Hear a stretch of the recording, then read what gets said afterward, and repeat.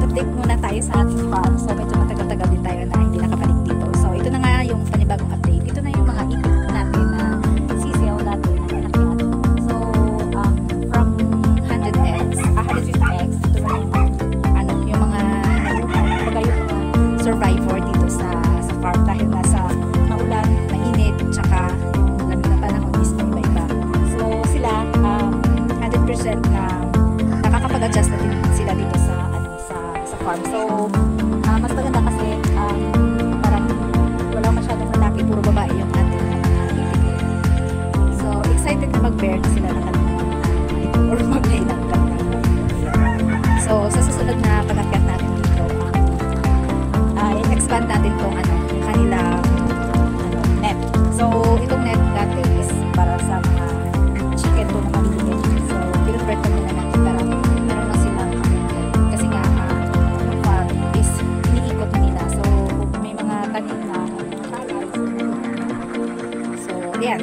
And mag-update muna tayo sa ating so kapalibot lang. So as usual, nakita yung kanilang pangingitlog. So ngayon nasa nag-range na tayo ng 3 trays of eggs. And good thing. Ito na nga po yung yung bagong update ng ating mga manok. Ayan. So medyo malalaki na yung mga naka-range natin. Ayan. And ngayon mag-harvest tayo ng kanilang mga itlog. Kung ilan na ba yung itlog nila.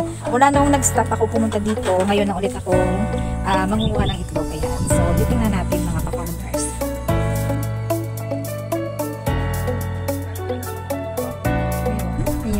Ito, fake eggs po ito. Ayan. So, nilalagyan lang natin yung fake eggs para mag-stimulate sila ng mga itlog ulit. Kasi nga, kailangan ng mga manok natin na egg stimulator para bumalik silang mga itlog ulit.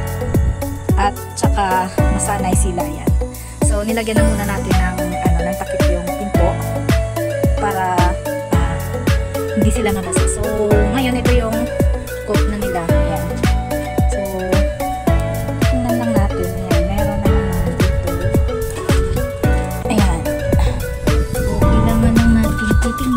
Medyo marami-rami yan kasi nga kapag saan sila ng itlog na yung komportable yung mga manok natin, doon sila lahat mangingitlog. Yan.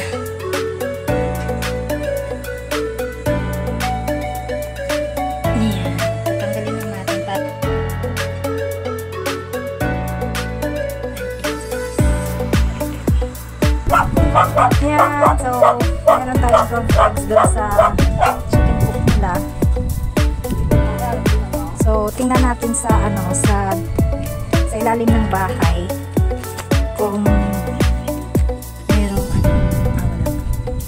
At ito na nga po yung ating mga itik, malalaki na update na po.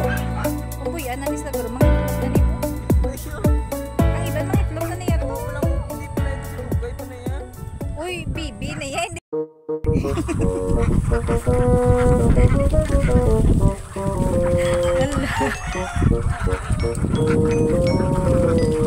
So, ito na nga guys, yung update ng ating itik.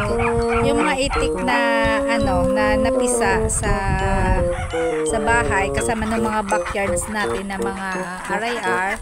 So, ito na sila ngayon. Ayan, medyo malalaki na. Ayan.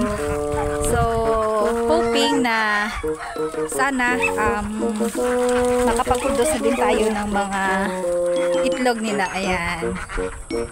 So, mag-a-add pa tayo ng panibagong mga sisyo or mga baby ducklings. Ayan. So, sa ngayon, ito lang sila yung mga nabuhay dito sa farm. Ayan. So, ayan. So, meron, yung nilagay lang namin is yung net dati na para sa mga maliliit na chicken. Ayan. So, ginawa namin parang kanilang fence. Ayan. So, hindi naman sila nakakalipad kaya okay lang na kahit na mababa lang yung net